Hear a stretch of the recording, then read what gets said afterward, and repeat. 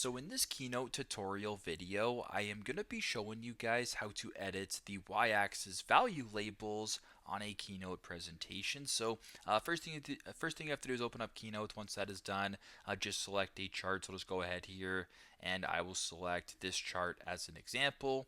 Now, what I mean by changing the y-axis value labels is instead of maybe, for example, you have just numbers here. If you want to change this to a percentage or a currency or whatever, there's a pretty simple way to do it. So first off, press on the chart right here. Make sure that the y-axis right here is selected. So for example, you're probably going to be on chart. Just press on y-axis. Then scroll down to where it says value labels right here. Now by default for me, it actually does default to numbers. But if you want to change that, for example, to a currency, as you can tell, it's now changed to a currency. Percentage, you can do the exact same thing.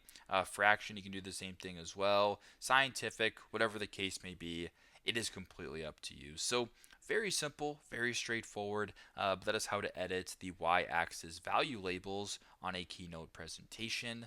Thanks again for watching, and I hope this video helps.